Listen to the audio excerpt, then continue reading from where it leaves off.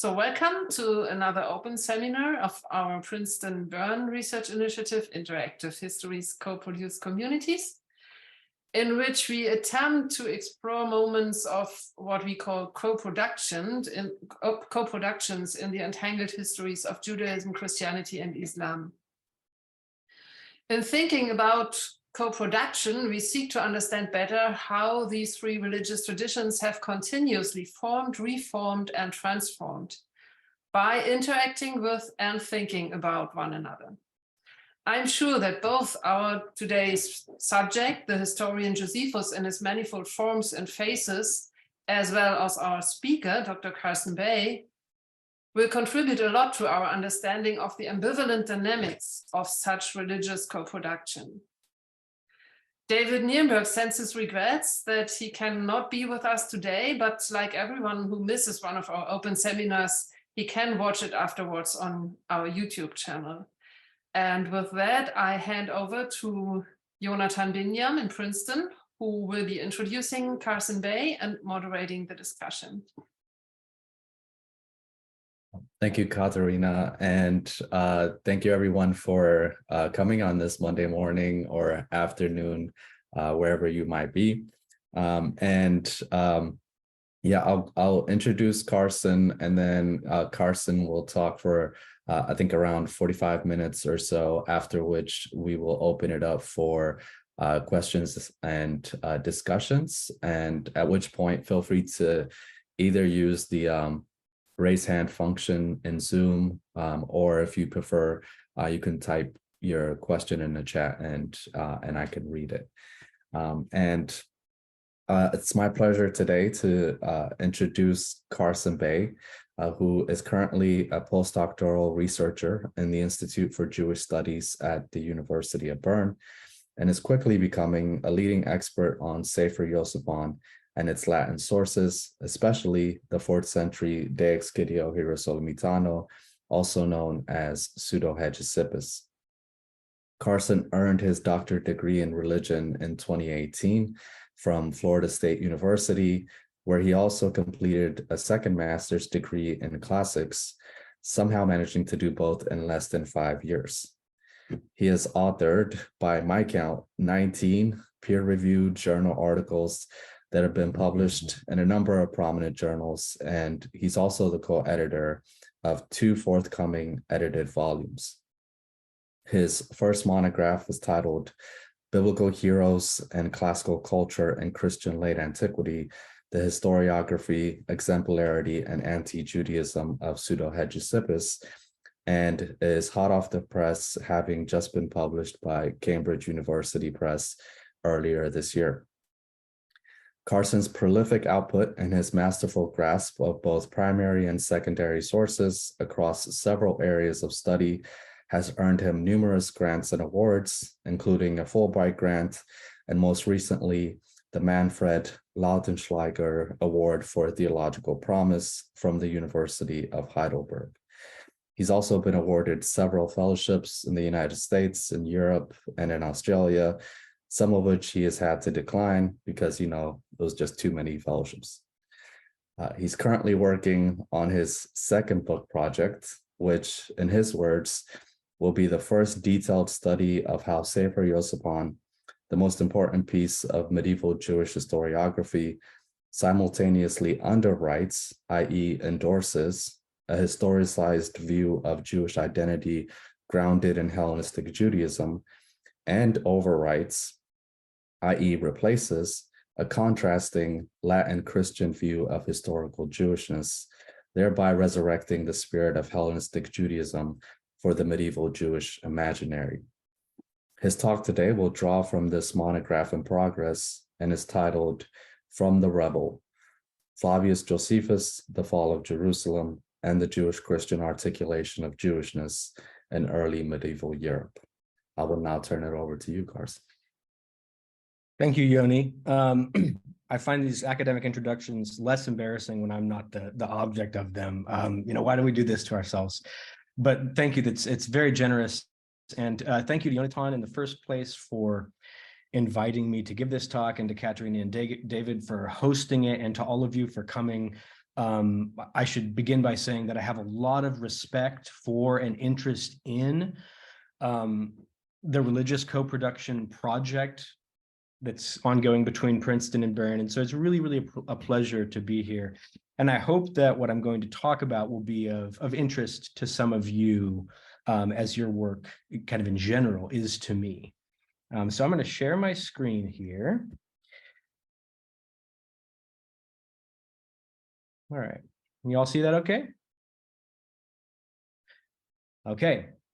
To begin, today, I will attempt to illustrate for you a concrete example of emergent religious co-production effected between Christianity and Judaism as it came to exist by the end of the first millennium of the Common Era.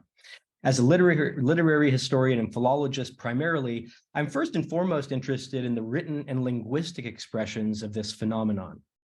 In particular, I will show how a particular historical moment, the fall of Jerusalem and its temple in 70 CE, came to function in the historiographical imagination as expressed from both Christian and Jewish perspectives as a cipher for explaining who the Jews were and are as a people. Importantly, these articulations of identity were each respectively based on historical sources that were overtly and obviously other than themselves. The Christian version was based on a Jewish source, the Jewish version on a Christian source.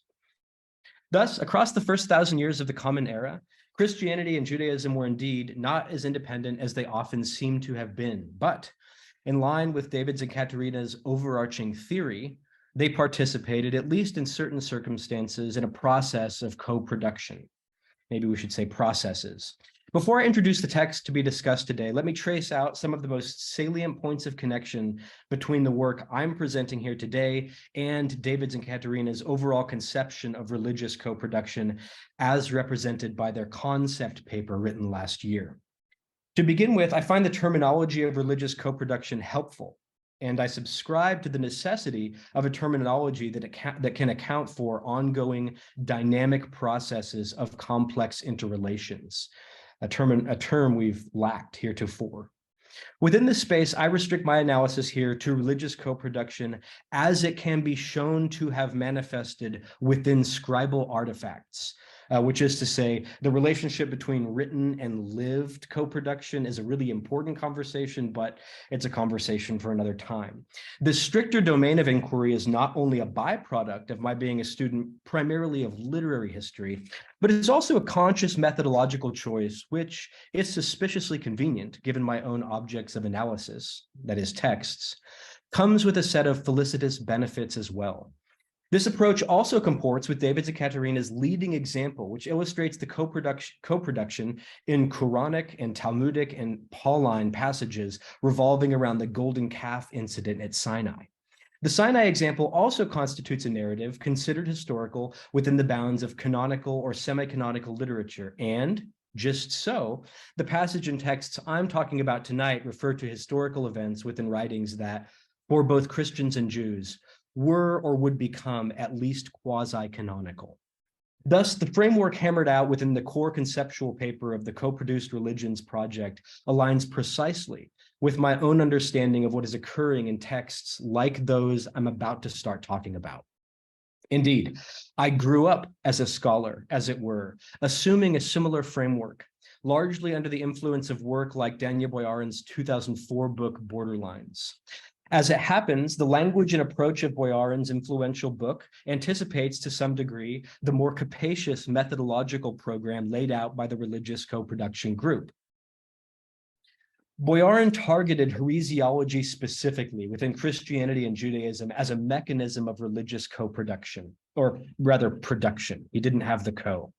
He summarizes his book's thesis by saying that, quote, at least a significant part of the function of heresiology, if not its proximate cause, was to define Christianity, not only to produce that Christian as neither Jew nor Greek, but also to construct the whatness of what Christianity would be, not finally a third race or a genos, but something entirely new, a religion.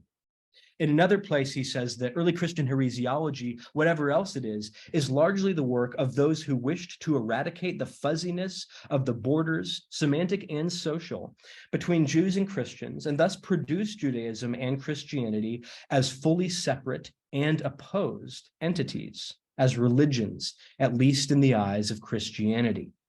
Boyarin's language of production, which courses through his book, resonates strongly with that of the religious co-production project. Yet, these quotes from Boyarin also point to the limits of his own theory and the consequently greater usefulness of David's and Katerina's schema.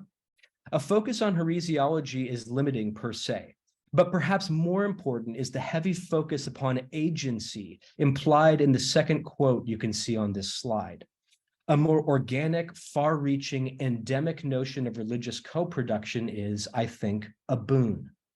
Thus, I'm enthusiastic about the overarching industry of the religious co-production project, and I find it a welcome and helpful approach that aligns with ideas that I have been percolating in my own mind since graduate school. All that having been said, to the texts.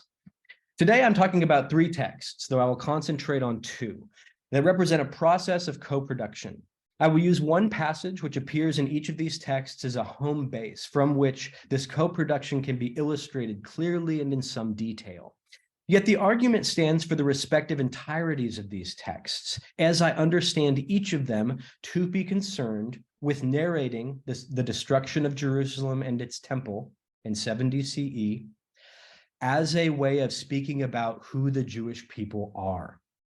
Where the Jews have been becomes shorthand for Jewishness in this pre-modern construct. History is identity. Before we get into these texts, let me introduce them. Around 75 CE, the Jewish priest turned Judean general turned Roman historian Flavius Josephus wrote his first work in 7 books in Greek. We call it the Jewish War, or Bellum Judaicum, and it is the only extant contemporary witness to the outcome of the Roman-Jewish War of 66 to 70 CE. It recounts in considerable detail the run-up to Jerusalem's destruction, the fire and fighting that eventually erupted in the city, in and around the Second Temple, and the city's fall. Around 375 CE, 3 centuries later, an anonymous Christian author, long thought to be Ambrose of Milan, turned Josephus's Greek 7-book account into a Latin 5-book work that presented a Christian perspective on Josephus's narrative. This text is called On the Destruction of Jerusalem, or De Excidio Hierusalemitanno, and its author is conventionally dubbed Pseudo-Hegesippus. This text, for the most part, paraphrases and rehashes Josephus's narrative, though it frames the story in terms that make clear that Jerusalem's destruction was 1, God's punitive destruction and rejection of the Jews, 2, for their rejection and killing of Jesus Christ, which means that 3, Jerusalem's destruction marks the permanent, final end of the Jews as God's people in history. Around 900 CE, another half millennium later, this Latin Christian text became the primary basis for a Jewish Hebrew rewrite of Second Temple history called Sefer Yosepon, or the Book of Yosef ben Gurion. This anonymous work retold the same story as had Josephus, though from earlier beginnings, and the second half of this work paraphrases and rehashes De Excidio, or Pseudo-Hegesippus. As signaled on the chart on the slide here, these 2 latter works, De Excidio and Sefer Yosepon, are each based upon an earlier work stemming from the other religious tradition. De Excidio is a Christian text that relies upon a Jewish source, Flavius Josephus, while Sefer Yosepon is a Jewish text that builds itself upon a Christian source, De Excidio. So once again, I am going to use one particular case study to argue that these texts taken together comprise a discursive dynamic that may be profitably described as religious co-production. After presenting the case study and proffering the central thrust of my argument, I will bring up a number of complicating factors that help provide texture for this picture and which will, I hope, provide impetus for broader discussion about religious co-production as a theory. Near the beginning of Book 5 of the Jewish War, Josephus describes the beginning of the end in 70 CE Jerusalem.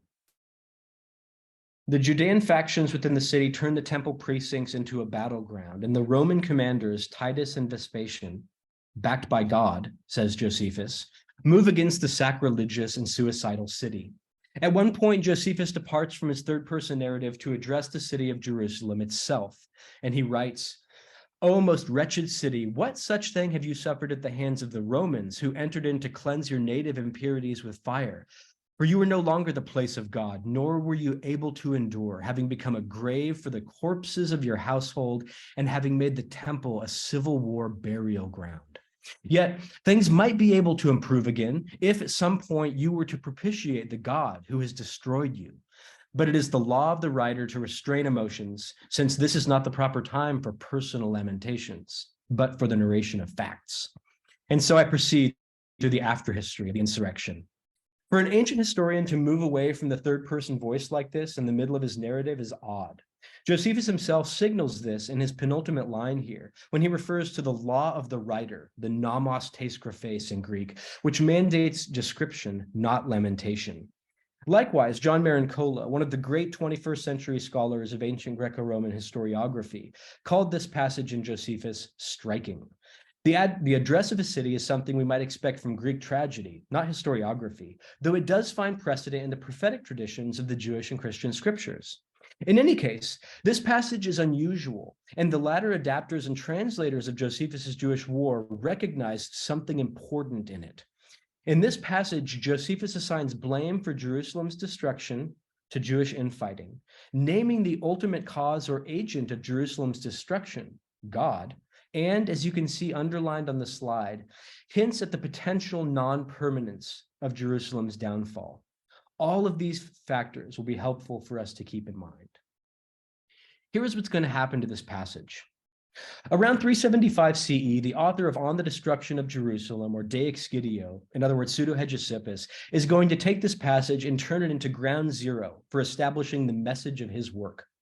The Latin version of this address will come to be a discourse almost 20 times as large as in its source, 1,350 Latin words versus 75 Greek ones, and will embody the epicenter of De Excidio's historiographical message and logic. As the vehicle of this work's ideology, this work would become extremely popular in coming centuries, by the way. This passage will emerge as a demonstrably influential and important part of De Excidio in the eyes of the readers and translators of De Excidio. More on this to come. Around 900 CE, the anonymous Jewish author of Sefer Yosipon will take the 1,350 word address he finds in his source and turn it into something new again. Now, for the first time, the address will be attributed to Josephus, the narrative character, rather than being a discourse put forth by Josephus, the author-narrator of the Jewish war, or by the anonymous Christian author of De Excidio. Moreover, while still more than 10 times as long as the Greek text in terms of word count, this Hebrew version will be markedly shorter than its Latin predecessor. The question of where and why it is shorter brings us to the center point of our inquiry today. That the Latin and Hebrew addresses are genetically related is obvious upon inspection. Here in the opening lines themselves, one can see how the Latin text has slightly departed in its wording and framing from the Greek text, and how the Hebrew text follows the Latin. And again, the Latin has taken what was just a blip on the radar of the Greek-Jewish war and turned it into a full-blown address in the second person to Jerusalem and the Jews. Within that address, the author will describe in grotesque detail the situation within 70 CE Jerusalem and the temple as they are in the midst of collapse. More importantly, the author will explicitly, directly, and more than once link Jerusalem's downfall to the Jews' rejection and killing of Jesus Christ. And along with this, the author will pepper his imagined audience with a barrage of rhetorical questions. What did you think would happen when you rejected Jesus? What did you think would result from turning your back on God? Two of these three features will be repeated in Sefer Yosipon. There, Josephus will again be made to describe a war-torn Jerusalem, and there, Josephus will also ask rhetorical questions of his listeners. But the supersessionist discourse of Christian theology disappears in the move from Latin to Hebrew. On this slide is a graphic that perhaps a few of you have seen before, one that I think is particularly helpful for thinking visually, quantitatively, and processually about religious co-production as it emerges in De Excidio, our Latin Christian text, and Sefer Yosipon, our Hebrew Jewish text. As mentioned before, the address to Jerusalem in Sefer Yosipon 73 is mostly a mirror of its Latin Christian source. It places into Josephus's mouth, or that is Yosef ben Gurion's mouth, most of the notions articulated by the narrator in the earlier work, paraphrasing and adapting along the way. But it also conspicuously drops material from the center of the speech. So again, what this graphic is the Latin text of De Excidio 521, which I've color-coded, and the red parts are parts that do not appear in Sefer Yosipon. In particular, Sefer Yosipon omits the statements from the speech in De Excidio 521 that most overtly represent a Christian supersessionist understanding. Here, I will quickly survey these 5 major omissions before attempting to trace out some methodological principles for working with the specific kind of religious co-production I am arguing is present in these texts. This discussion will provide a platform for the remaining portions of the presentation, where we will also touch briefly upon what Sefer Yosipon does say in its version of this address. In the first and largest omitted portion, De Excidio had made his first and most lengthy correlation between the rejection and crucifixion of Jesus and the downfall of Jerusalem and the demise of the Jews. This is perhaps the lengthiest passage dedicated to this topic in all of De Excidio. Pseudo-Hegesippus begins by telling Jerusalem and the Jews that your faith was never alive, fides tua nihil apparatur. Synonymously, he charges the Jews with perfidia, an ideological locus classicus in ancient Christian anti-Jewish discourse. He then mentions a remedy, a remedium to the problem and its auctor, whom he says had been rejected. By the way, a good deal of the portrayal of Jewish civil strife and ritual impurity during Jerusalem's siege is portrayed here in the language of sickness and disease, in Josephus and in Pseudo-Hegesippus. And this is a discursive commonplace in the Greco-Roman world and beyond. At this point, it still isn't clear who this problem solver might be, the remedium, that is. This becomes clearer in the following sentences where Pseudo-Hegesippus names the Prince of Peace, the Praesul Pacus, and the Lord of Life, the Arbiter Vitae, and claims that the Jews preferred Barabbas to this would-be remedy bringer. The Jews, according to the Christian author, had rejected their only hope. So just one more time, the graphic here is showing the Latin text of De Excidio, and right now I'm talking about that first big red part, which does not appear in the Hebrew text of Sefer Yosipon 73, which otherwise recapitulates this whole speech. So that's where we are, and that's the first omission. So it's only in the second part of this first major omitted section, however, that Jesus is named as such. Here, the author narrator posits that for you, Tibi, that is, as it pertains to Jerusalem and the Jews, Barabbas lives and Jesus has died. This fact is then causally linked to the sedition-laden state of the narrative's present-day Jerusalem within Ideo. In fact, were we to count them, we would find that 4 Ideo clauses provide the structure for this omitted passage, each linking the rejection of Jesus to Jerusalem's self-destruction. There is little mystery as to why Sefer Yosipon's author neglected to include this Christianized portion of De Excidio 5.2 in its rendition of that address. Were we to ask any why questions here, we might ask, why did Yosipon fail to exclude so much of the condemnatory content of his speech? We will return to this question in due course. In the second major omission of De Excidio 5.2, in Sefer Yosipon 73, Pseudo-Hegesippus had likened the Jews to animals, to muta animalia, to be specific, thus metaphorizing their beastly lack of response to the overtures of the high priest Ananus, who had called the people to peace and away from idolatry. Sefer Yosipon omits this line of questioning and the zoological comparison, though in this case he does partially replace it with a metaphor of his own later on. Yet the omission itself is significant inasmuch as the animal analogy is one of the more unflattering anti-Jewish devices deployed by Pseudo-Hegesippus, and it corresponds to what became during late antiquity, and thus was widespread by the early Middle Ages, one of the truly ubiquitous Christian stereotypes concerning the Jews, their stubbornness in matters of belief and faith. The third and second largest major chunk of De Excidio 5.2, dropped by Sefer Yosipon 73, comprises a return to Pseudo-Hegesippus's Jesus-centric discourse concerning Jerusalem. Here, the narrator asks Jerusalem and the Jews how they possibly could have retained their peace while rejecting Christ, here referred to as the Pax Dei. The Jews' plight is consequently described as deserved, merito, because they followed the dividing spirit of fury rather than Jesus, and thus the destruction of the city and people is, Pseudo-Hegesippus says, a just reward for your faithlessness. Merces perfidiae tuae. Here again, we find the stereotypical Christian charge of Jewish perfidia and the direct connection between the Jewish rejection of Jesus and the tragedy of Jerusalem's downfall. Flouting the cardinal rule of all modern science, for Pseudo-Hegesippus, correlation does equal causation. Sefer Yosipon, for its part, retains not a single yod or vav of this 130-word passage. Small wonder. In major omission number 4, Sefer Yosipon neglects to repeat a more extended discussion of what it was like and what it meant for the Jews of 70 CE Jerusalem to survive the initial onslaught. Just before this, Yosipon follows De Excidio in describing how the sweet sense of the temple liturgy had given way to the stench of blood and fire, but he stops there. So, the question, why does Yosipon excise this lengthy extension of that description? I have a few ideas.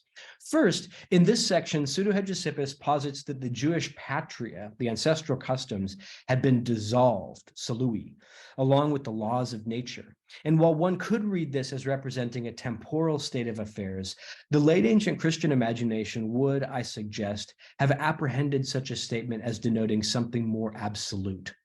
Possibly, Yosipon would have known this, and surely he would not have agreed with the statement that the Jewish patria had been permanently obliterated along with the Second Temple. And we will return to the idea of permanence versus temporariness in due time. More importantly, Pseudo-Hegesippus concocts here a detailed and summative catalog of the various levels of meaning within Jerusalem's destruction, which he describes in toto as, quote, things which the Jews had not believed were to occur as the prophets forebode. I see this statement as nodding to the Christian retrospective commonplace, whereby the rise of Christianity was seen to coincide chronologically and historically with the demise of the Jews, and within that which the destruction of the Second Temple came to be seen through the after the fact as both, one, linked to the rejection of Jesus, and two, prophetically foretold through the Jewish scriptures. If Yosipon understood something similar in this passage, this could help explain why he did not care to repeat this portion of the oration. This is not, of course, to say that Yosipon will not have had room in his historical perspective for a healthy dose of prophetic Deuteronomistic logic. He had. Rather, it is to say that when sourcing Pseudo-Hegesippus for the script of Josephus's speech at Yosipon 73, the author of the work may well have judged the portions of the oration that smacked of Christian triumphalism as both unnecessary and unwanted in rewrite. In this example, we've touched upon a few more important issues here related to theodicy, to which we will return. The fifth and major omission between De Excidio 5.2 and Sefer Yosipon 73 consists at first of a portrayal of how burial was not afforded to so many of the dead in 70 CE Jerusalem. But this discussion, which Yosipon replicates in its own language, soon gives way to a discussion that he does not repeat. This discussion concerns what is by now for us an expected theme, the link between Jesus and Jerusalem. This portion of the address begins with the kind of rhetorical question that is typical of Pseudo-Hegesippus's Christian anti-Jewish historiographical thinking. Speaking of the terrors of widespread bloodshed and lack of proper burial in Jerusalem, he states, "What else could possibly have happened to these people who did not accept the divine prophecies?" In particular, Pseudo-Hegesippus cites an ancient and popular saying which predicted the destruction of Jerusalem and the temple by fire, a prophecy which, he avers, the Jews did not understand. Interestingly, here Pseudo-Hegesippus is repeating a statement made in Josephus's Jewish War, Book 4, where the fulfillment of this prophecy is laid at the feet of the Zealots in particular. Pseudo-Hegesippus, characteristically, transfers that honor to the Jewish people on the whole.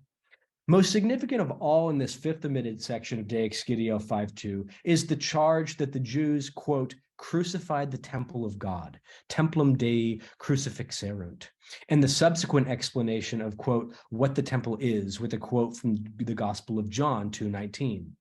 Destroy this temple, and in 3 days I will raise it up again. Jesus' words. The author of Iosipon read this and said, I don't think so. We have briefly examined the 5 major sections that the Hebrew text of Sefer Iosipon 73 left out of the address that it copied from De Excitio's Latin. Now, let's try to do some theory. The passages omitted from Iosipon are sizable, and their contents make their excision readily understandable. A Jewish author who did not hold the things that were said in this portions of the speech was not going to repeat them in the mouth of the Jewish character, Yosef ben Gurion. But what does that mean for our understanding of religious co-production? The idea of production itself carries with it the implicit connotation of raw material and active processing.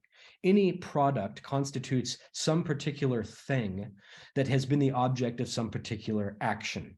On par with Boyarin, the Religious Co-Production Project is interested in the co-production of religions. In other words, as I understand it, codependent sets of ideas and ideals that come to be embodied, enacted, subscribed to, etc. Now, look at the image on the right side of the slide. Behind the colors in this image are words. This is a graphic representation of words serving as vehicles for ideas about a particular event that has, for the conveyors of these words, direct relevance for the question of who the Jews are. And if you're still not convinced at that point, I'll return to it. The color differential in this image is a visual marker of how these words were processed by an anonymous Jewish author around 900 CE. And of course, before this process took place, we could take the small address in Josephus's Jewish War, 5:19-20, and place it beside De Excidio 5.2 to see a different process by which the same address was acted upon by a scribe for reasons related to embossing religious ideology upon a work of history. That process is graphically portrayed now in the image on the left. Both of these images are colored texts of De Excidio 5.2.1. That is our late antique Latin text on the destruction of Jerusalem. The text on the left shows in yellow the few portions of that address where remnants of Jewish War 5:19-20 remain. So that's the Jewish seed of this Christian literary product.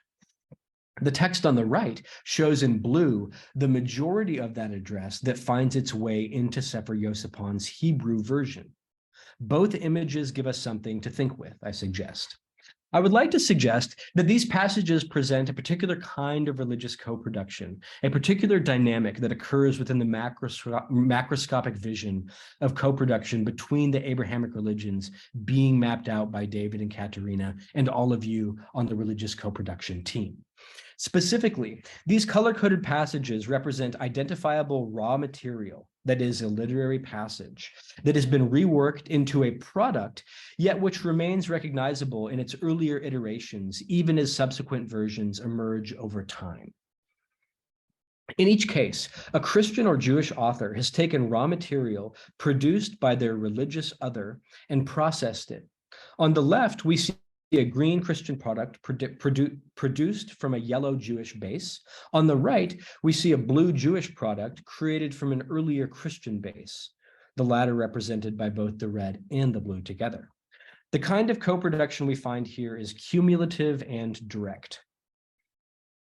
Its occasional emergence marks the accrual of layered past traditions moving from Jewish to Christian shaping, or vice versa.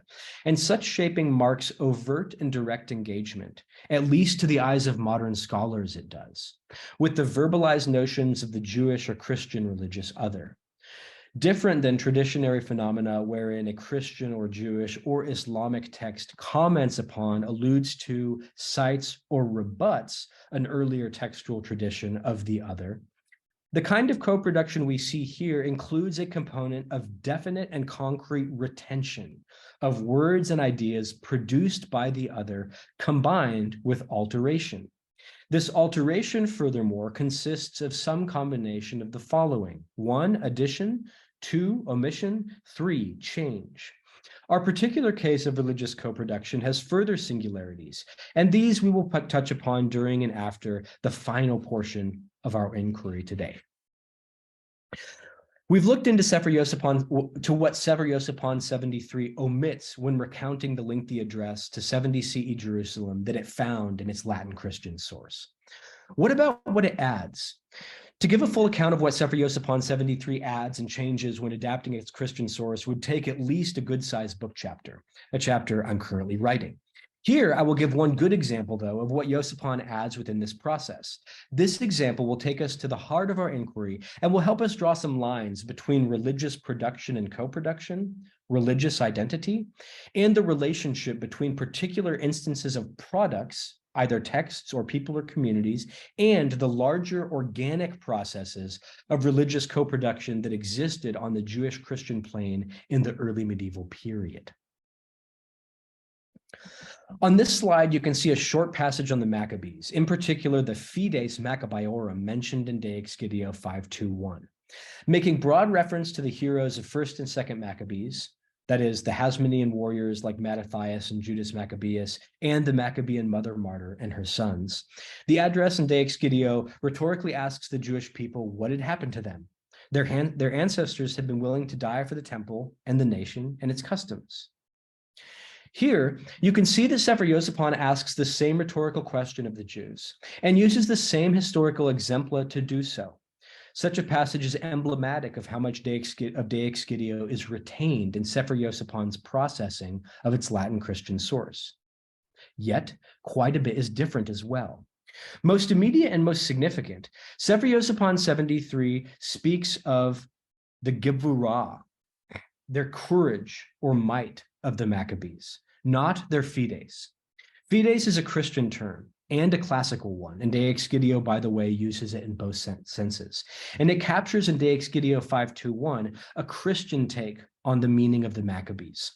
The term Gevurah is a classical Hebrew word indicative of a complex of values paradigmatically associated with the mighty men and warriors of the Jewish scriptures. While the Christian speech laments the loss of the faith and or faithfulness of the Jews' ancestors, the Jewish text laments the loss of their courage, bravery, or strength. Different values are at stake in the two different versions of this speech. Not only that, however, Yosipon makes a number of alterations in adapting its Latin source. First, Yosipon qualifies the Maccabees as the sons of the Hasmoneans, thus engaging by historical monikers the most famous group of local Judean rulers. Second, Yosipon neglects to repeat that Antiochus was overcome by women and children, instead focusing on the military victories of the Hasmonean generals. Late antique Christians were seriously interested in the discourse of martyrdom and thus in the Maccabean mother as a prototype. And so was Yosipon, by the way, but it doesn't include that here. Instead, when Yosipon mentions self-sacrifice, unlike the Latin Christian text, those who, quote, preferred death to life and who would not listen to sinners were not women and children, but the same B'nai Hashmonii who filled the land with the corpses of the slain. Yosipon takes a Christian portrayal of the Maccabees, which emphasized strength and weakness, a Christian trope, if not exclusively so, and replaces it with a Jewish portrayal of the Maccabees that highlights strength in strength. The Maccabees gave their lives on the battlefield, and not, Yosipon reminds us, for their families or their own interests, but for the sake of the Lord's temple. In this way, the Hasmoneans prefigure and mirror the final character to appear in Yosipon's narrative, that is, the Jewish rebel holdouts who die at Masada.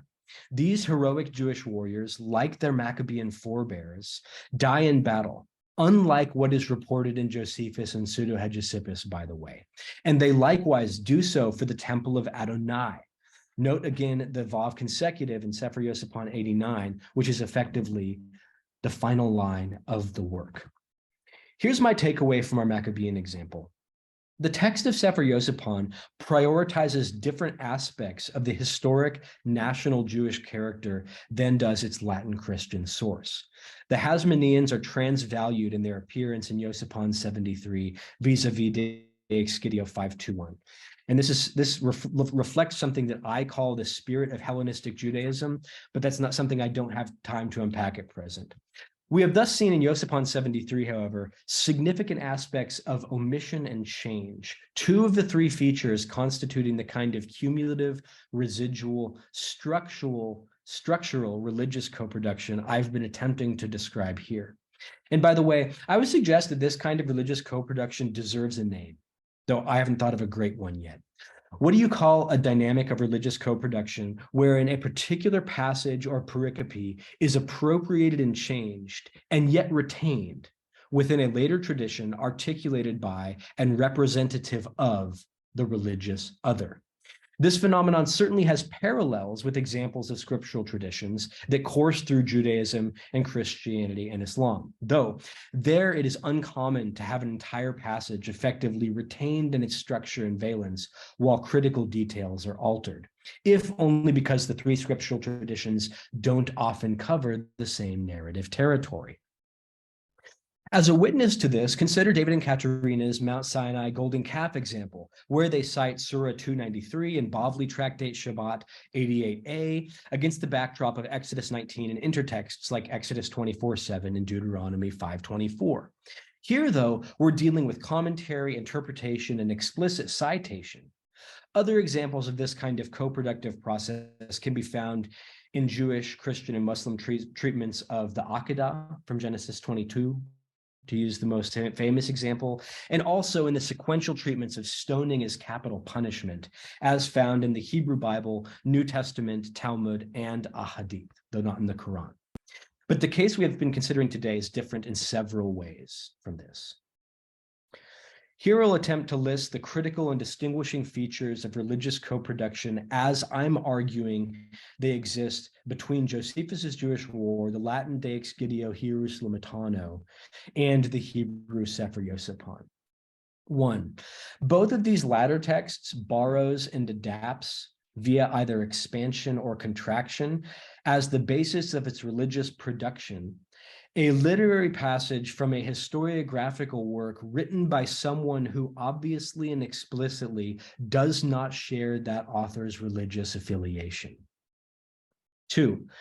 Neither of these texts directly cites its source or inspiration for this passage, overtly identifies itself as Jewish and or Christian, or acknowledges the presence of other versions of or takes on the historical events that are the basis of the address, which is to say, Jerusalem's destruction with its temple in 70 CE.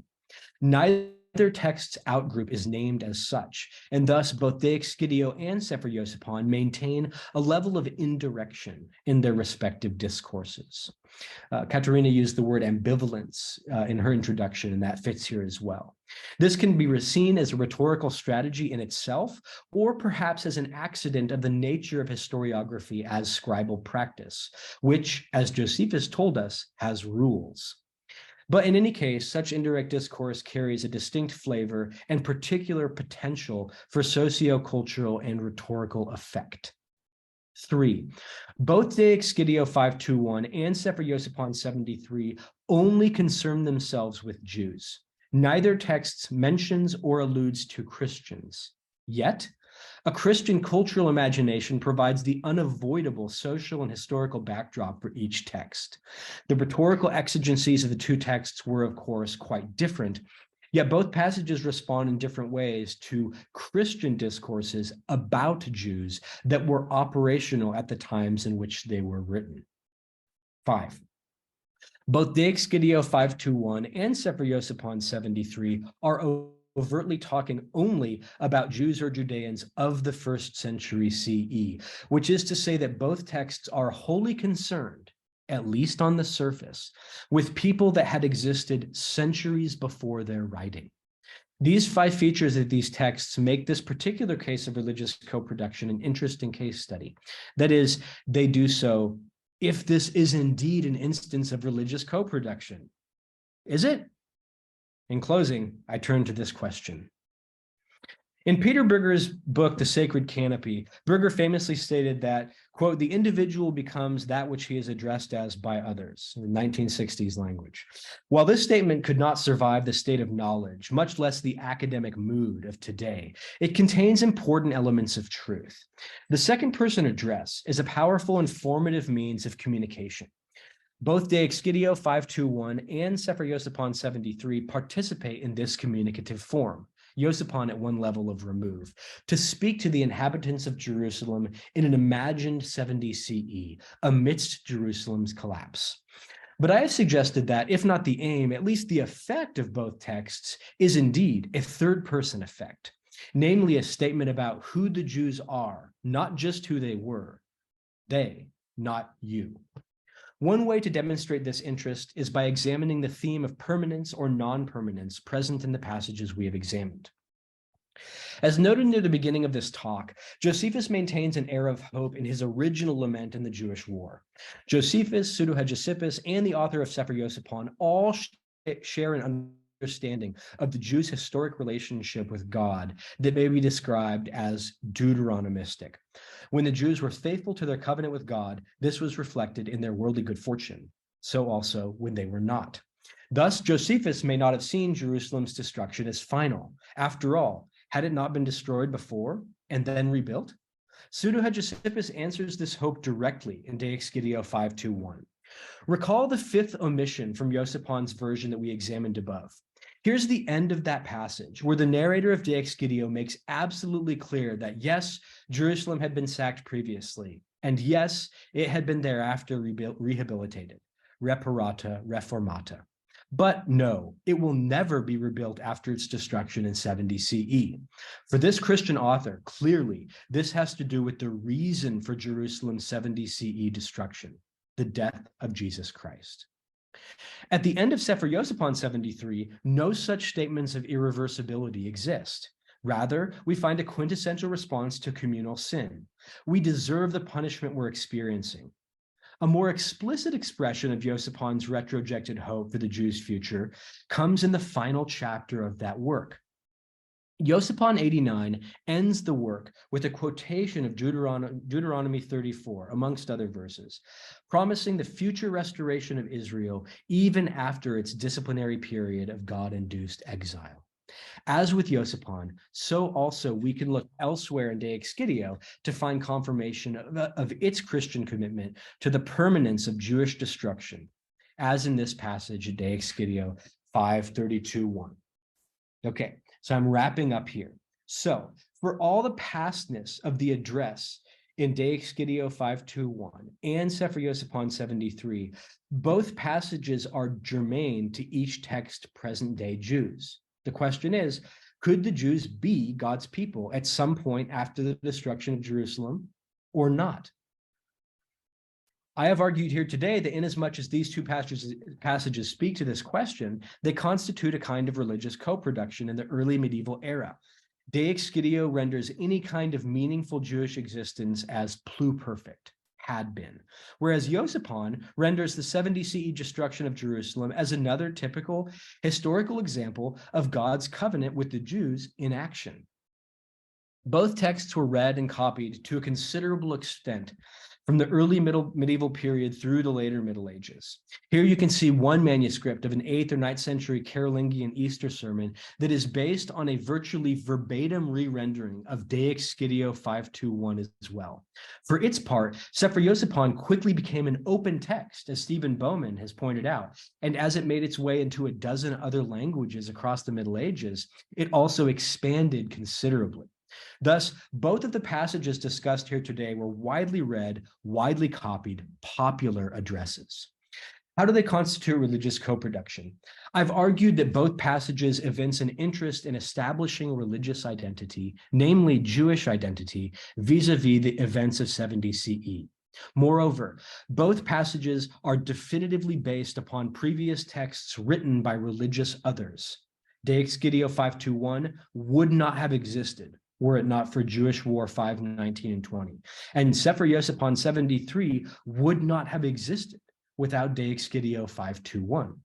Thus, these passages comprise codependent, co-productive processes whereby Jewish identity and by proxy other religious identities, i.e. Christianity, and that's very important. These are co-productive processes whereby these are negotiated within a particular literary form, the form of the address, situated within historiography of the end of the Second Temple Jewish period. Thank you.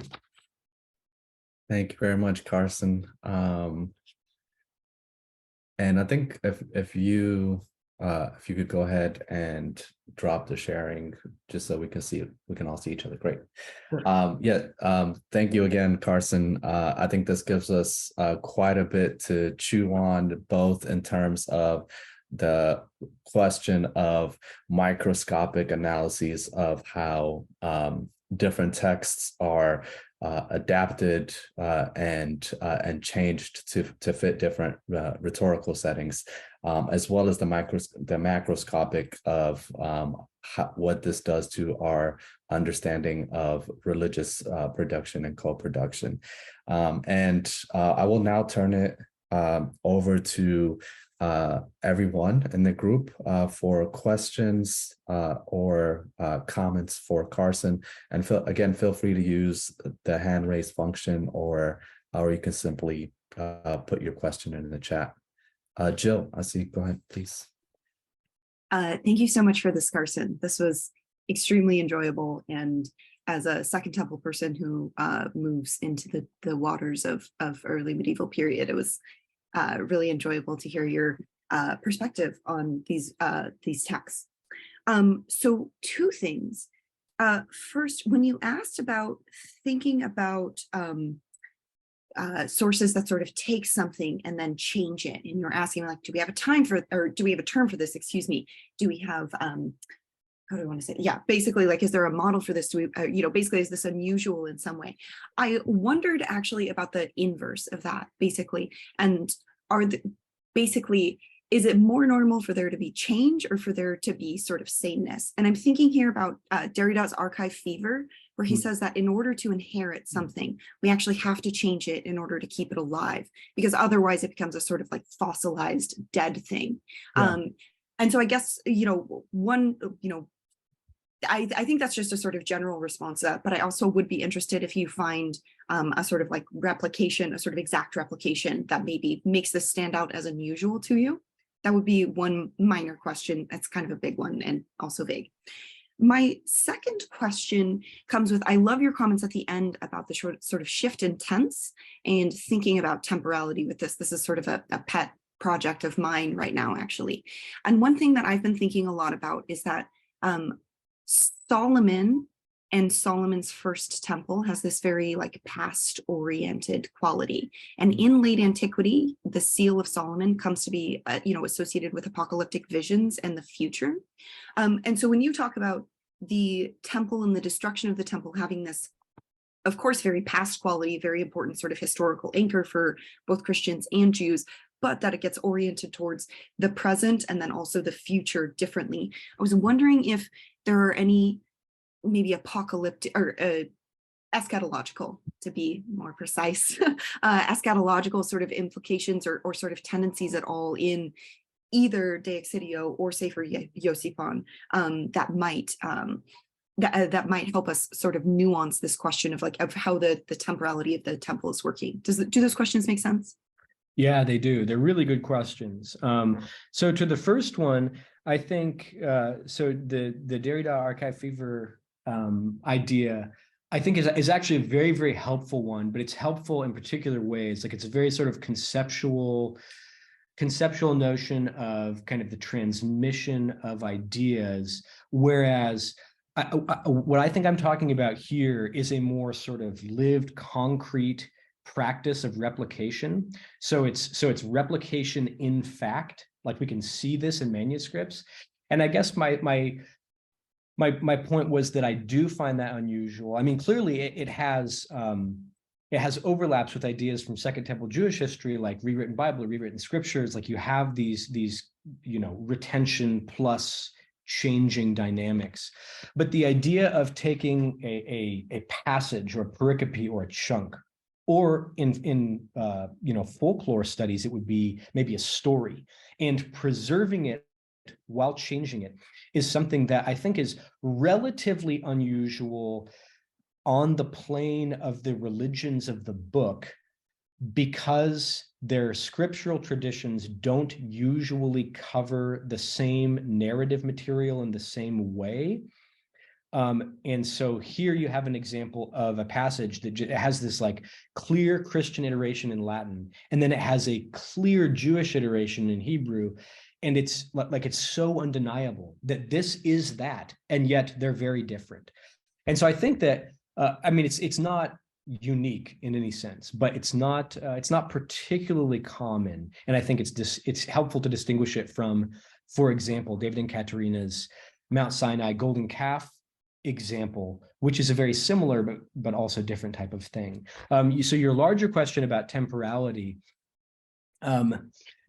this is tricky. So I would say that in Christianity and Judaism, what I would consider apocalyptic type answers to problems as they relate to how temporality interacts with the perdurance of social religious identity over time, I would say that the apocalyptic response to that can be helpfully distinguished from what is seen in De Excidio and Sefer Yosipon, which is not to say that those authors don't have worldviews and don't express worldviews that we would call apocalyptic in some sense, because they do. So De Excidio busts out Daniel, the abomination of desolation, and says, like, this is what this is. And it has this sort of like two worlds duality schema. I mean, I don't know how much you want to get into the Collins, Simea volume, but the gist of what I get from De Excidio and Sefer Yosipon is heavily historical in a way that is very, very different from many of the other treatments of pastness, especially as they regard the temples in Jewish and Christian tradition. And the easiest way to see that is to look at the beginnings and endings of the work. So both works begin with kind of clear historical schemas, and Yosipon and De Excidio says, let's see if the line of Jewish leaders that started from Judah, let's see if that continued, or let's see if it broke off and then continued in Jesus. And you know where that author is going to go. Whereas Yosipon starts his narrative all the way back at the Table of Nations, and then he starts putting the Jewish people into the history of ancient Rome. And then so he's kind of creating this historical schema where the Jews are a particular type of people. I'm sorry, I'm going too far afield here, but then at the endings of both works. So this may be helpful. At the end of De Excidio, you have the Masada episode, and he ends it right in the middle of the story. So like the Roman soldiers show up, the one woman didn't commit suicide, and it's like the end. It ends right there. Whereas, of course, in Josephus's Jewish War, the story continues. So De Excidio has this very historical way of understanding the Jewish people, and for him, it ends at Masada. Whereas Yosipon, of course, retells the Masada story, so nobody commits suicide. Rather, a bunch of Jewish warriors die in battle like the badasses their ancestors had always been. So it's a good question. I probably didn't really answer your question, but what I'm trying to do here is sort of play with what I see as a tension between a particular, call it apocalyptic, response to temporality vis-a-vis the temple or what have you, and a distinctively historiographical response. So those are good questions, bad answers. So thank you. David, please go ahead.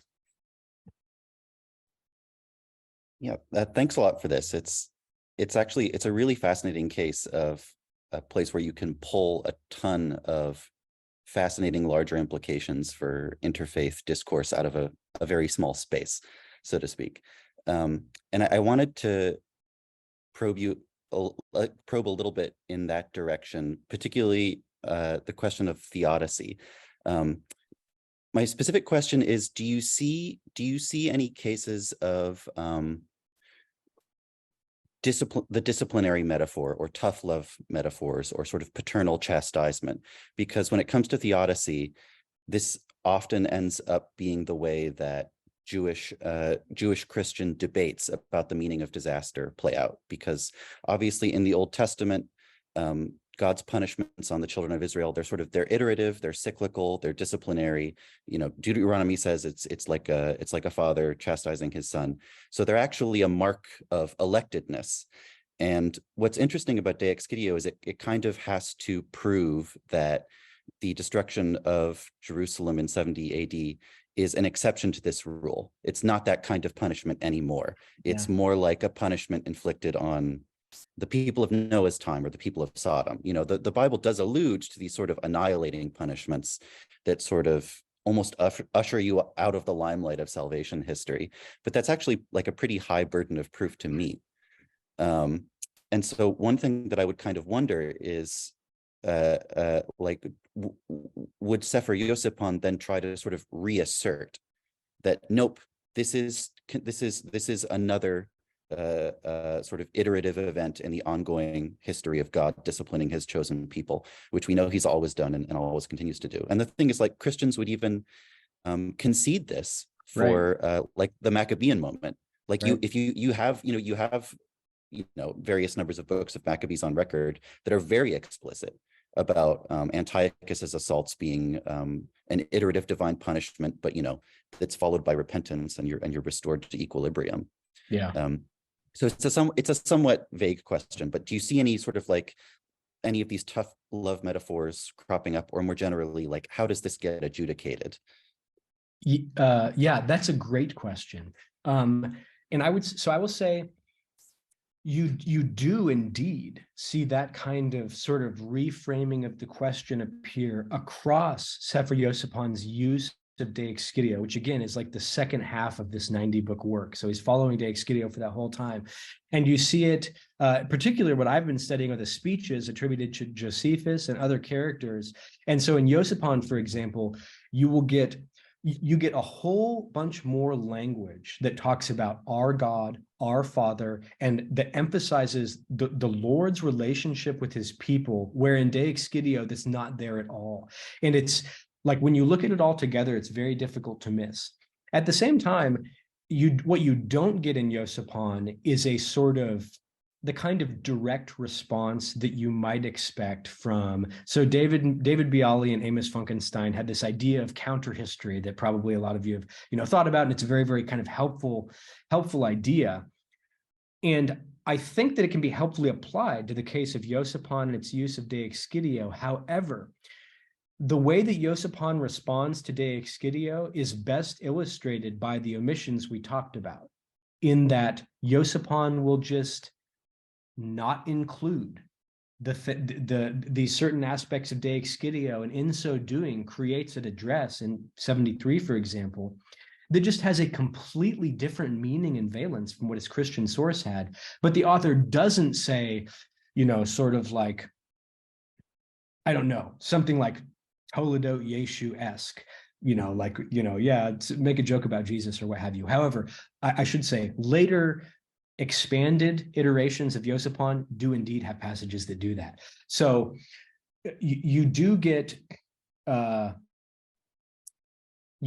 references to the more paternalistic, cyclical, maybe sort of personalized idea of Deuteronomistic history as discipline, as ongoing covenant, but it's not as direct as one might hope for. If one knew that one were reading a text based upon a Christian source that is very, very different. So that's a great question. That's my attempt at an answer. No, I mean, and that's, in a sense, I think it's actually fascinating, because the burden of proof is on the Christians. You have to prove that this is a special, different kind of event, that it's not a punishment, it's not a business as usual, iterative, like divine disciplinary event.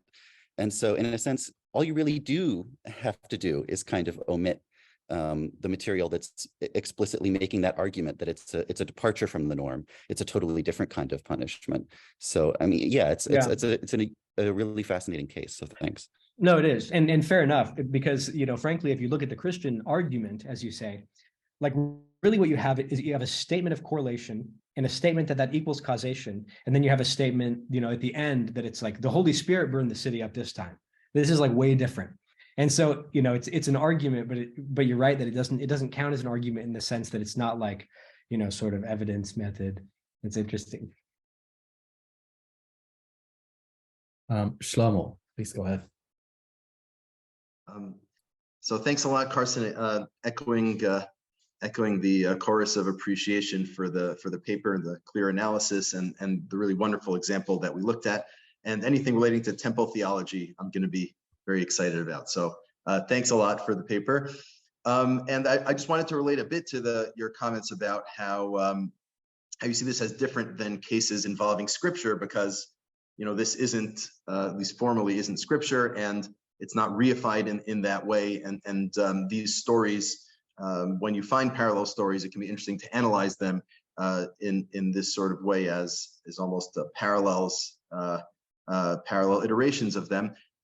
So I think, I very much agree with that. And I think we have another example of that involving the Josephus material, which is the comparison of Josephus with rabbinic literature on those same stories. So there is this large-scale project, I'm sure you know about it, by Tal Ilan and Vered Noam, comparing dozens of stories between Josephus and the rabbis in great detail. Again, also there you have the Greek versus Hebrew Aramaic, the language changes.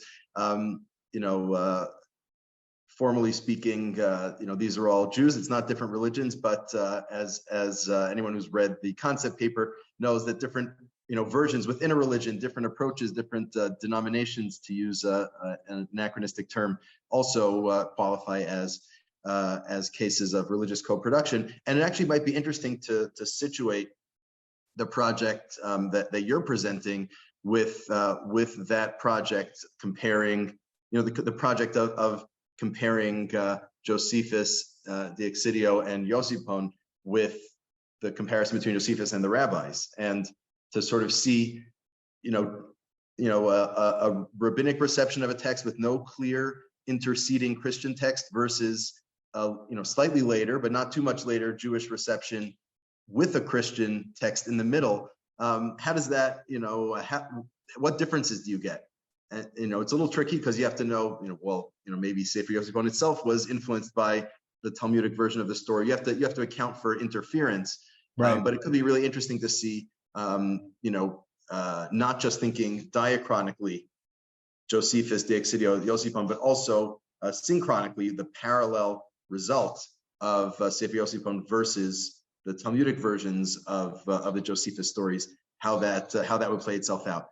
And just one more note on the question of scripture or not scripture, and I don't think I'm saying things people might not know, but of course what qualifies as scripture or not is a later decision at some point. So I guess it's interesting to think of this not just as how is scripture received versus how are non-scriptural stories received, but also the question of what becomes scripture, what decisions are made to make something scripture, and how that relates to book culture, among other things, how that relates to theology. Some at least internal religious accounts say, well, there was the very rupture of the destruction of the temple led to the formation of the canon. That seems to be the Talmud's account. So these questions are internally linked, not just the difference between, canonical texts will proceed one way, non-canonical texts a different way, but the very question of what's canonical or not, including the very theological issues at issue in these texts, themselves determine what's canonical and what isn't. So again, thank you for the paper, and I'd love to hear your thoughts on those comments. Yeah, Shlomo, that's as per usual, very good questions. So I am really interested in the Josephus and the Rabbis project, and I am constantly on the lookout for places where there are narrative details or lexical hints or anything like that that can connect the rabbinic sphere as it pertains to whatever Alexander Jannaeus, and something that appears in Yosipon. Yosipon, and Stephen Bowman has pointed this out to some extent. Yosipon is an unusually non-rabbinic text for its time and for its language. Like, it's almost like the author learned biblical Hebrew and then like just read Latin or something like that. But yeah, no, I'm very, very interested in that, and I'm very aware that there's important things one needs to account for when you're talking about texts that span a millennium, and there's a whole bunch of other texts that talk about the same or related material during that same time. And so, yeah, I need to, I'm trying to be on top of that, and I need to be in conversation with Vered. The comment about scripture surely is correct. I would say I have become, in the last few years, I tend to put more of a seatbelt on myself when talking about sort of like, well, what counted as scripture was like super fluid, super late, just because when I read so many of the ancient sources, so many of the ancient authors seem not to have been as confused about that as kind of we are, which isn't to say that they get to come in and sort of mandate this is what counts as canon and what doesn't.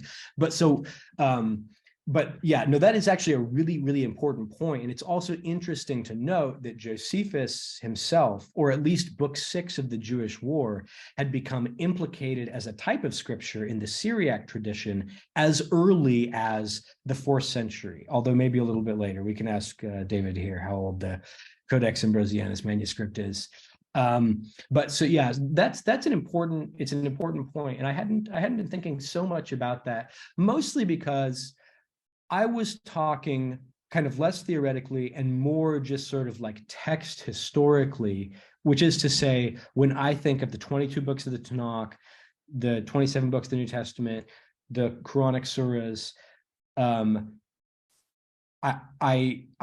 I struggle to think of examples that are like this example, in the sense that it's sort of like this thing that gets taken and rebuilt, but it's still recognizable as the same thing moving forward. So I think, if you think about Josephus, the Jewish War, and De Excidio and Sefer Yosipon as sort of like a bike frame, which someone then took and put wheels and handlebars on, and then someone later took and like painted the frame and put on different handlebars, but you have sort of like the same object moving through space. I think, it's relatively rare in the traditions that are now considered scriptural by adherents of the Abrahamic religions to find something like that. But of course, that's a relative statement. So, again, these are really good questions, and I appreciate you bringing them up. Feel free to kind of fill in what I'm saying or correct me if I'm going astray here. Julian, please. Hi, thanks very much. That was a really fascinating paper, and I particularly loved the approach to the textual detail. I think that's really important.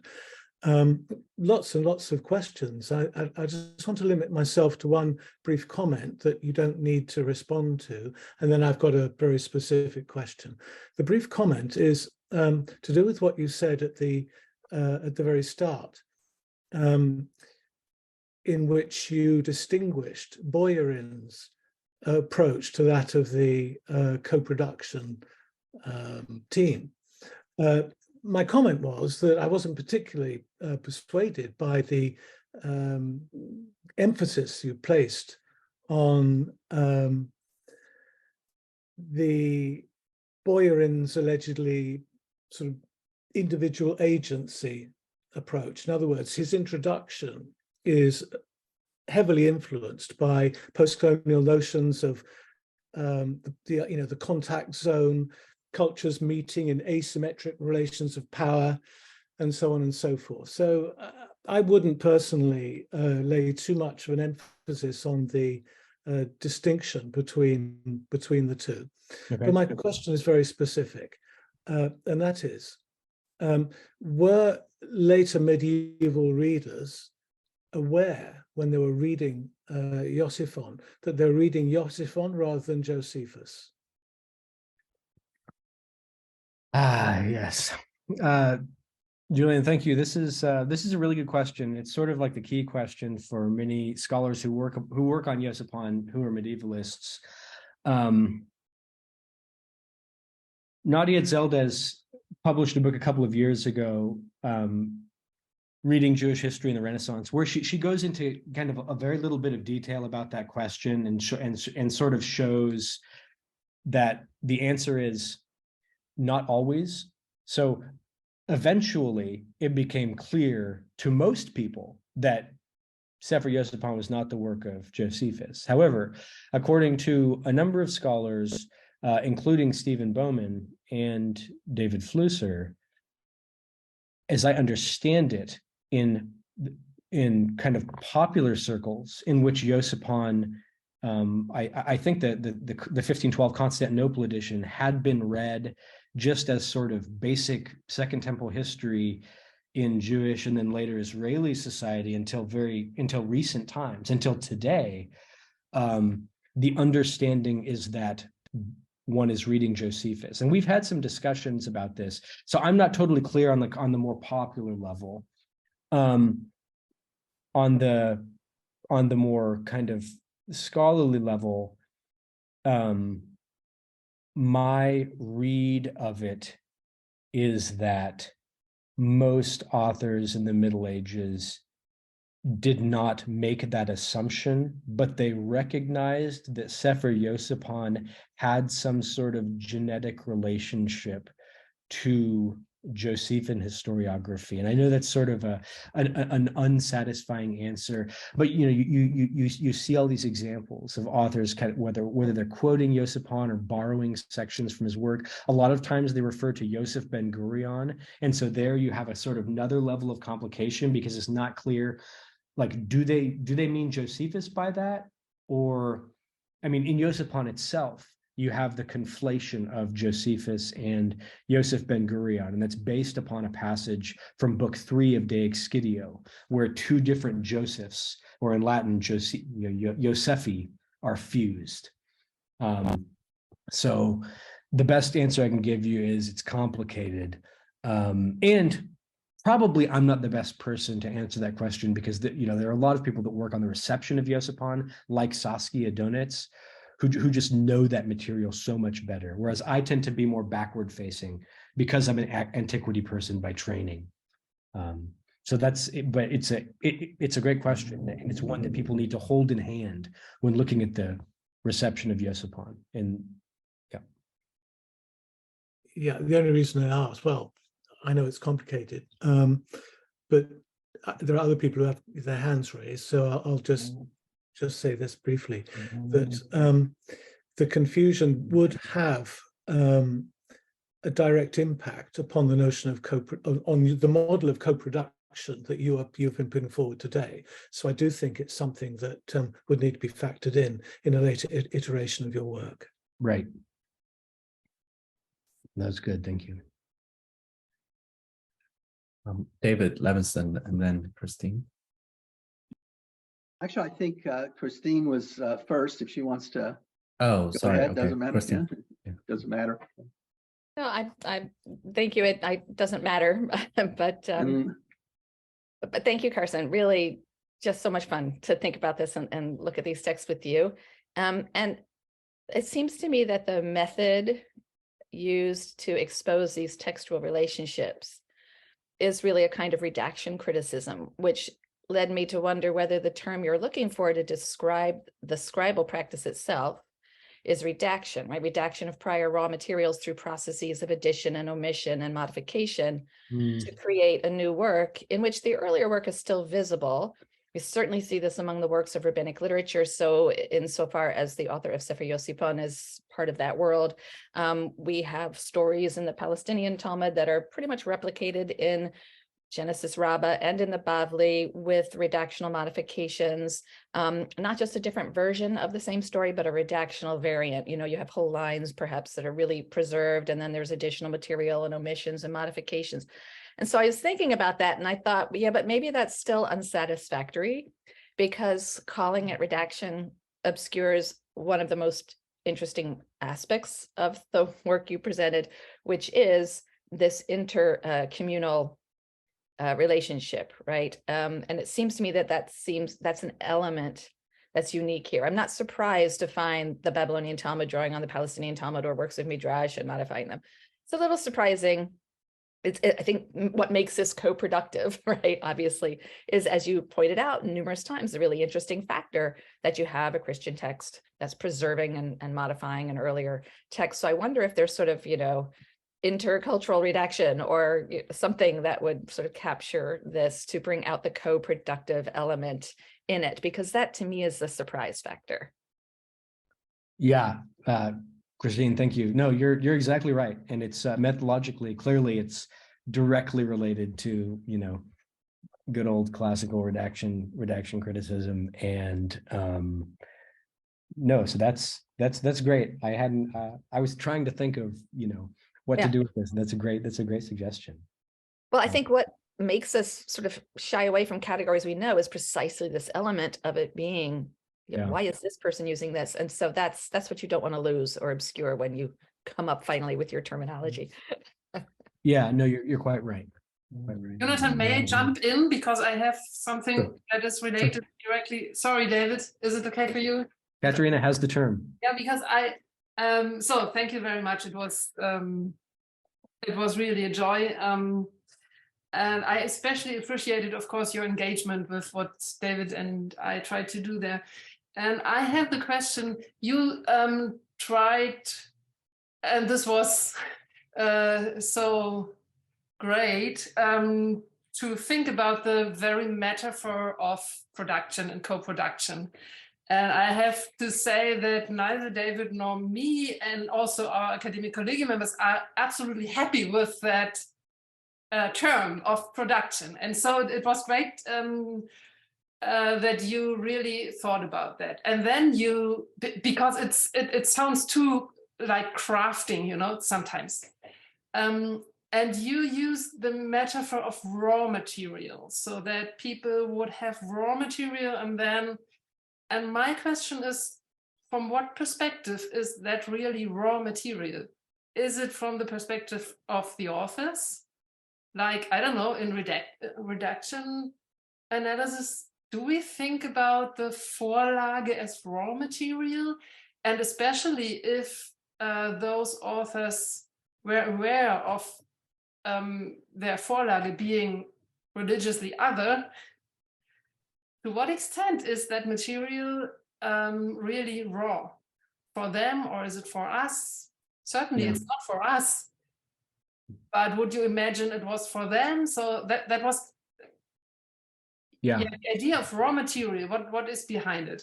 Yeah, no, that's a good point. I hadn't given so much thought to the adjective itself, but I didn't want to just say material because there is something raw about it from the author's or redactor's standpoint. So as you suggested, I was trying to think through the metaphor. And if someone produces something, there's a thing that gets produced and there's a little bit of action. But that thing can be anything. And it can be a very kind of intricate artifact that has a long history and you can know that history or not. But if you're using it for particular purposes, I think, for particular intents and purposes, you can call it raw material. And that's the only thing that I meant by that. What I meant by that was, when the author of De Excidio sort of lighted upon Jewish War 5:19 and 20, or when Yosipon's author lighted upon De Excidio 5, what we call De Excidio 5:21, surely they understood the kind of identities of the authors that wrote these previous things, but they were taking it and doing something new. And so, yeah, I guess newness to subject is the only thing I meant by raw. But I need to think through it more. I actually think it's very helpful. Like the whole thinking through the metaphor, I have found really interesting and generative, and I need to keep doing that. Yeah, thank you. David, please go ahead. Yes, thank you, Carson. That was wonderful. And even though we have talked about this question at great length for a number of years, there was a lot of really new and interesting ways you're approaching it that I think just are going to be incredibly fruitful. I wanted to stress this issue of historiography as a genre versus other kinds of things. For instance, the adaptation, redaction of Second Temple Jewish texts in Christian circles, pseudepigrapha, that whole question that's been discussed for a long time. And really, I think it's which has some similarities, but I think is quite different from this historiographical question.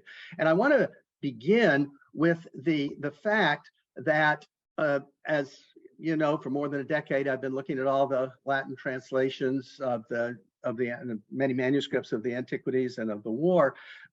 And what's fascinating there is out of, say, 150 manuscripts that I've been looking at of Christians copying the Latin translation produced by Christians of the War and the Antiquities, they never introduce Christian elements into the actual text. Now, when I say never, that's always a hard thing to say, but you know, after actually more, maybe almost 15 years of looking at a lot of this, it's shocking how little it appears. Once in a while, you'll have a reference where a New Testament text is slightly influenced, say, the story of John the Baptist. But even if we go to the Testimonium, where you would think that would be a great time to expand whatever some Christian began to expand earlier, it just doesn't happen. The Testimonium is very, from a text critical point of view, has very few variants. And I think the reason maybe, I'm saying, why would this be? Because, you know, we have a translation of the War into Latin, presumably by Christians, that doesn't have these elements. Now, in the manuscripts themselves, you have marginalia, as you know, the Baron Group has studied, and all sorts of extra textual parts of the manuscript that point to Christian elements, but not within the text. And I think the reason there is because this makes Josephus a witness to the truth of Christianity, and there's an awareness that if you actually put in Christian stuff, it's going to hurt you. And we see this in John Chrysostom, who uses Josephus a tremendous amount, especially in the orations, homilies against the Jews. And the point he's making is here a Jew, a zealous Jew, he even says, testifies to the fact that the temple was destroyed, and there's some value in looking at the text as a really Jewish text, and therefore as a kind of witness.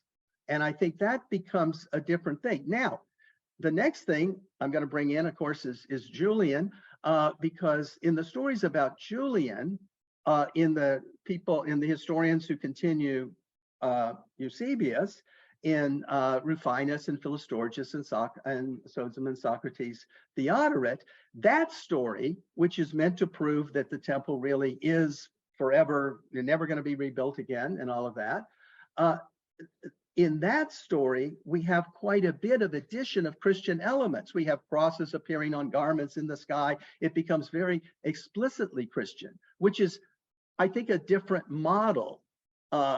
But that's only to say there are different ways one can do it. In other words, one can make the changes, but one can also keep the changes as a witness. And then when we move to the early modern period, when we have Hebrew at the end of the 15th, beginning with Zachuto, and also in Shoshalat Kabbalah, with Ibn Yahya, you have use of Christian historiographical sources, which are cited, which are used, but are integrated now with some of these rabbinic sources that, Vered Noam and Tal Ilanin are using. So that's a little different movement. But then you have Christians coming in, and from those Jewish sources of the 15th and 16th century, they cite again them as witnesses that even the Jews testify that Julian's that the events and the miracles happening in Julian really happened. So we have the next moment, I think, in the project, in the larger project, is looking at this 15th and 16th century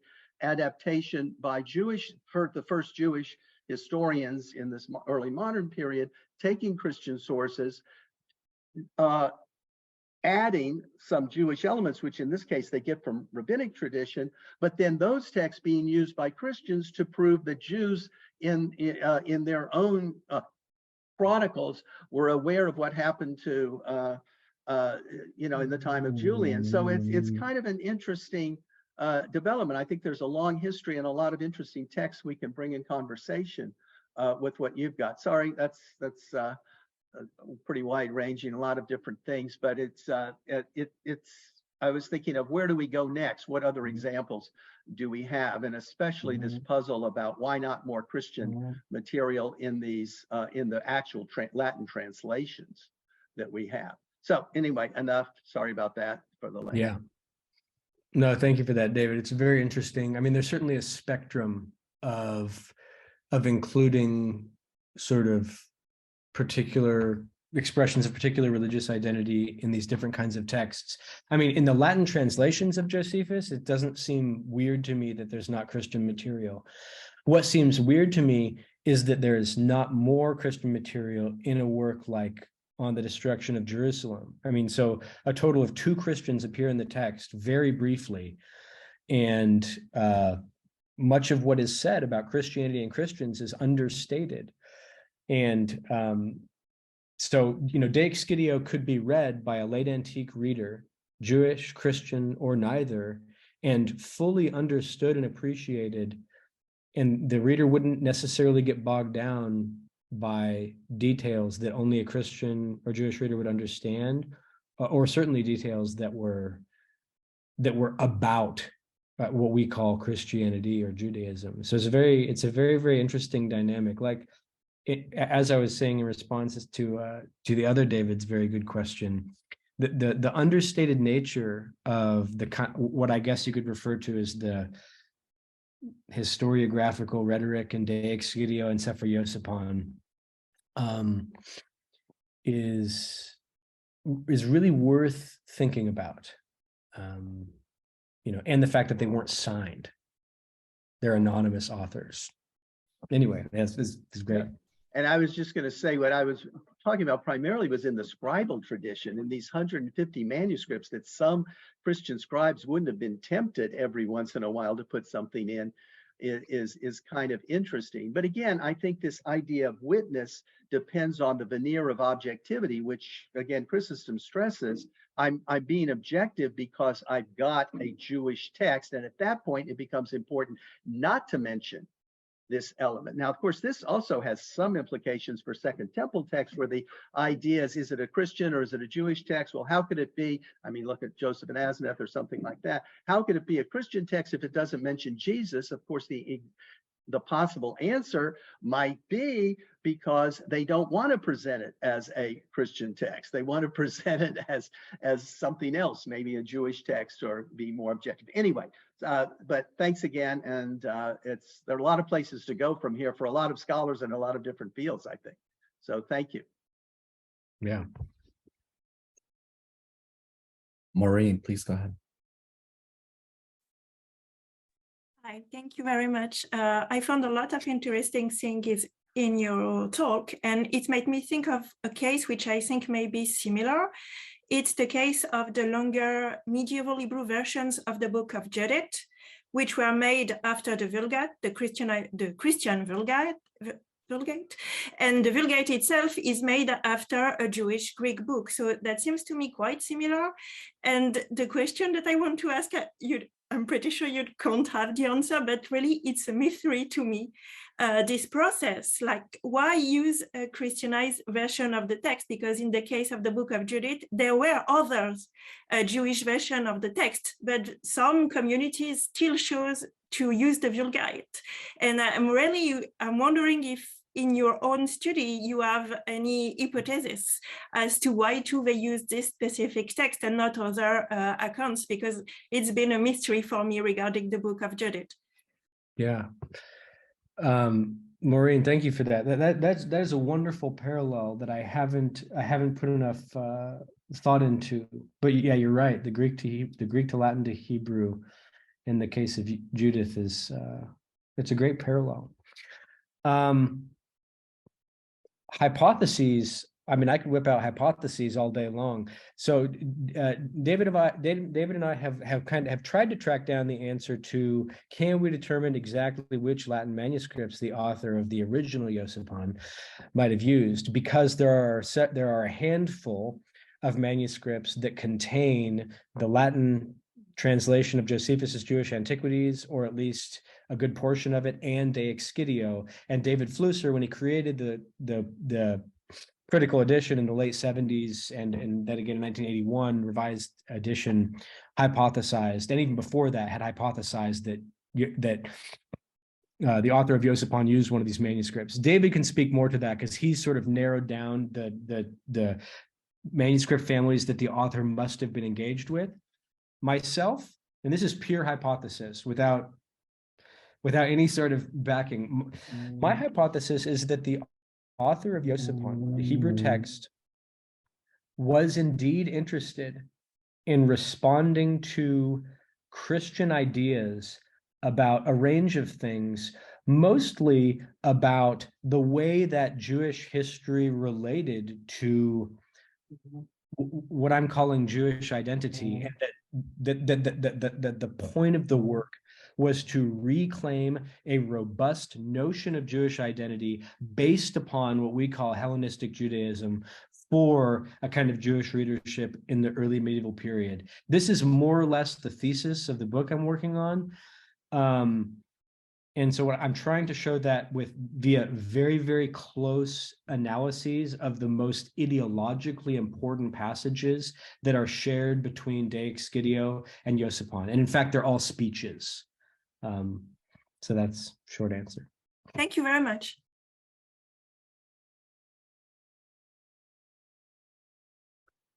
If there are not any other questions at the moment, I'd like to, go ahead, David. Okay, yeah. No, Yeah, go ahead. no, I also wanted to just very briefly say something about textual criticism, redaction criticism, and literary criticism, because obviously in biblical studies, redaction criticism kind of morphed, at least in New Testament redaction criticism, into sort of more general literary criticism. But on the other side of it is textual criticism, if we're looking at the tradition, because when people are changing the text as scribes, they are doing precisely very often what redaction critics are saying the earliest folks did. And so we have that, that fascinating discussion that I think we have to rethink what we mean in terms of, well, addition, omission, and change, because to begin with textual criticism and go all the way to literary criticism, where the source of the raw materials are maybe hidden and better integrated, as in the case with with the De Excidio, in a certain way, you wouldn't really know that Josephus is behind it. You don't see the literary seams, for instance, that one often finds in, say, redaction critical work and all of that. So I think on that level of talking about textual redaction and literary, I think we're at the point, at least in biblical studies in particular, but in wider fields, of seeing the continuity of those methodologies and with all the interest in scribal practice on the one hand, and obviously other forms of literary criticism. So that's just a general comment, but I think what you do in the book, the first book, is point out how much the De Excidio is dependent upon Greco-Roman historiography. And I think that's really important, because I think that's ultimately what Iosipon is ultimately dependent upon too, through Josephus. And that's a different tradition, and this interest in getting the facts right and all of that in a certain way. So I think that's that may be a different, that's another sort of trajectory to look at. But great stuff. Yeah, music to my ears.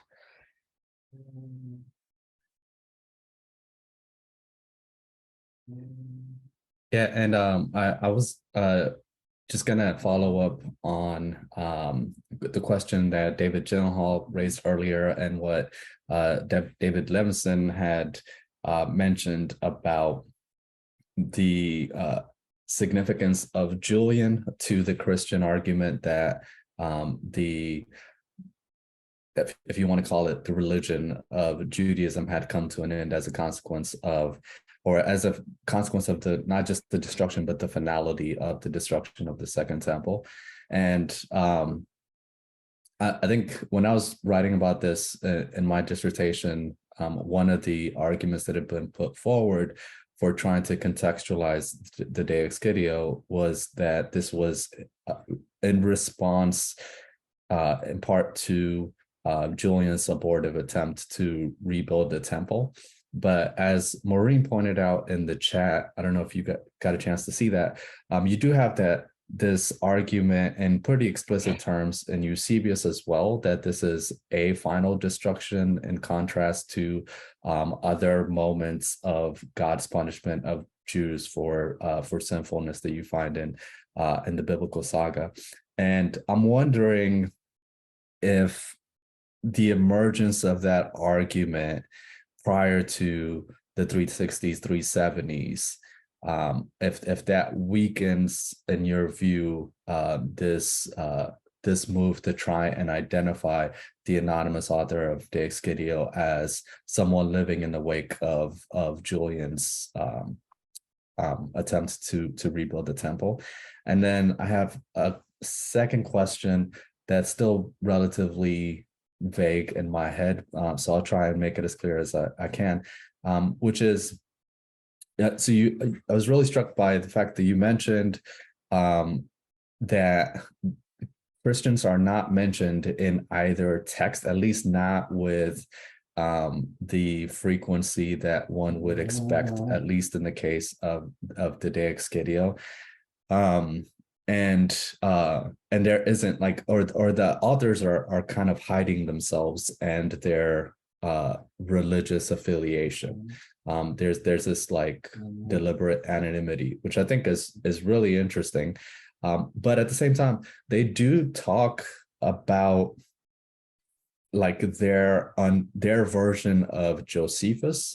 So De Excidio, like, is a very tangential, terse reference, but he says that Josephus like wrote down these accounts, but he didn't really understand like the cause behind it. But so he was trying to have his cake and eat it too, where he was saying, well, Josephus is a reliable historical witness, that he's not fabricating things, but at the same time, he doesn't really understand the kind of cosmic or philosophical or theological significance of the events he's relating. And then, as you noted in Josephon, there's this mistaken identification of the two Josephs, and you get this Yosef Ben Gurion. But in each case, the author becomes this mental representation whose function is to organize the narrative in a way that reaffirms the Christian viewpoint in the case of De Excidio, and then the Jewish viewpoint in the case of Josephon. And one of the things that like I'm thinking about for the first time, even though I've been thinking about Josephon for a while now, is if you see a difference in the way that Josephon discusses this author, Yosef Ben Gurion, in the portions where he is reworking the Antiquities versus the portions where he's reworking De Excidio, because that was one of the things that I find most fascinating about Josephon is he really hides how acerbic and how polemical the De Excidio is, one, by just omitting it, but it's as if the narrative reads as if it was just written by a singular author. And I'm wondering if you see a disparity between when he's actually like drawing from Josephus or the Latin Josephus, and when he's drawing from De Excidio, if that makes sense. I hope that's somewhat clear. No, that's a great series of questions. So to begin with the last one, and all of these questions, as luck would have it, are questions that David could speak to as well. But as for the last question, Josephon's literary style, when you compare it to its sources, and so as David was saying, putting literary and redactional and text critical methodologies together, when you compare Hebrew Josephon to its Latin sources, It's pretty consistent, with the difference that in the Latin antiquities and in the other Latin texts that comprise the bulk of Iossipon's sources, you don't have polemic like you mentioned about Josephus, or like De Excidio has vis-a-vis Jesus or anything else. It just doesn't exist. And so you wouldn't have, you wouldn't notice the omissions because there's nothing to omit. And that having been said, I would tend to stress continuity between the way the Hebrew Iossipon uses its Christian sources as opposed to discontinuity. When it comes to the deliberate anonymity of the texts, so you brought up the Josephus example from the prologue of De Excidio, and what's interesting there is that, yeah, he uses the phrase non-intellexit. So Josephus did not understand the cause of Jerusalem's destruction, even though he narrated it. And that's the same verbiage used in De Excidio 5:2:1 we just talked about, where he says non-intellexerunt. The Jews did not describe the divine prophecies that were going to be fulfilled in the temple's destruction. And so there's this definite sort of correspondence between those two things. There's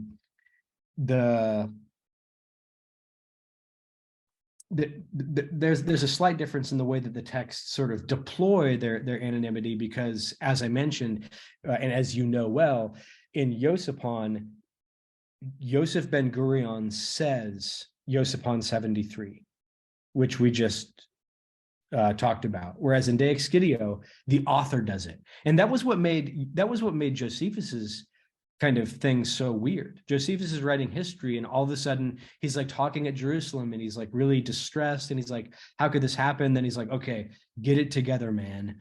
Historians can't do this."